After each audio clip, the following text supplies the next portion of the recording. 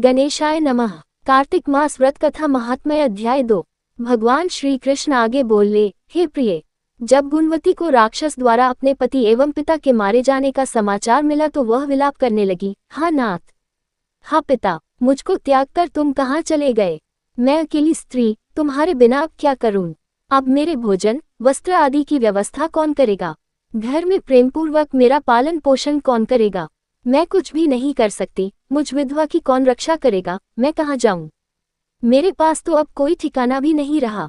इस प्रकार विलाप करते हुए गुणवती चक्कर खाकर धरती पर गिर पड़ी और बेहोश हो गई।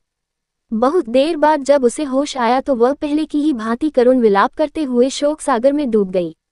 कुछ समय के पश्चात जब वह संभली तो उसे ध्यान आया कि पिता और पति की मृत्यु के बाद मुझे उनकी क्रिया करनी चाहिए, जिससे उनकी गति हो सके। इसलिए उसने अपने घर का सारा सामान बेच दिया और उससे प्राप्त धन से उसने अपने पिता एवं पति का श्राद्ध आदि कर्म किया। तत्पश्चात वह उसी नगर में रहते हुए आठों पहर भगवान विष्णु की भक्ति करने लगी। उसने मृत्यु पर्यंत तक नियमपूर्वक सभी एकादशियों का व्रत और कार्तिक महीने में उपवास एवं व्रत किए। हे प्रिय, एकादशी और कार्तिक व्रत मुझे बहुत ही प्रिय हैं। इनसे मुक्ति, भुक्ति, पुत्र तथा संपत्ति प्राप्त होती है। कार्तिक मास में जब तुला राशि पर सूर्य आता है तब ब्रह्म मुहूर्त में उठकर स्नान करने व व्रत व उपवास करने वाले मनुष्य मुझे बहुत प्रिय हैं, क्योंकि यदि उन्होंने पाप भी किए हों तो भी स्नान व व्रत के प्रभाव से उन्हें मोक्ष प्राप्त हो जाता है। कार्तिक में स्नान, जागरण, दीपदान तथा तुलसी के पौधे की रक्षा करने वाले मनुष्य साक्षात भगवान विष्णु के समान है। कार्तिक मास में मंदिर में झाड़ू लगाने वाले, स्वस्तिक बनाने वाले तथा भगवान विष्णु की पूजा करने वाले मनुष्य जन्म मरण के चक्कर से छुटकारा पा जाते हैं।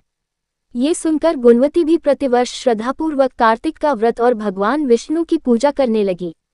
हे प्रिय, एक बार उसे ज्वर हो गया और वह बहुत कमजोर भी हो गई, फिर भी वह किसी प्रकार गंगा स्नान के लिए चली गई।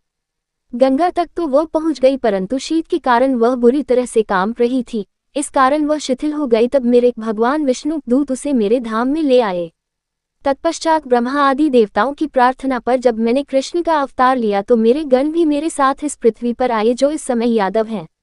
तुम्हारे पिता पूर्वजन में देव शर्मा थे तो इस समय सत्राजित हैं।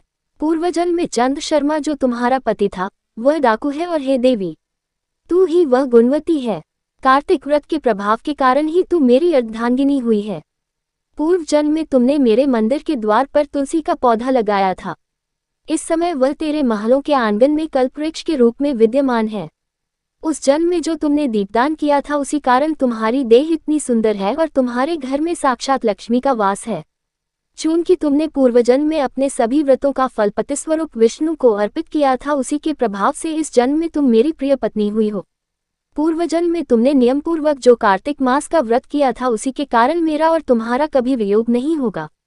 इस प्रकार कार्तिक मास में व्रत आदि करने वाले मनुष्य मुझे तुम्हारे समान प्रिय हैं। दूसरे जप, तप, यज्ञ, दान आदि करने से प्राप्त फल कार्तिक मास में किए गए व्रत के फल से बहुत थोड़ा होता है, अर्थात कार्तिक मास के व्रतों का 16वां भाग भी नहीं होता है। इस प्रकार सत्यभामा भगवान श्री कृष्ण के मुख से अपने पूर्वजन्म के पुण्य का प्रभाव सुनकर बहुत प्रसन्न हुई। इति श्री कार्तिक मास व्रत कथा महात्म्य अध्याय 2 समाप्त।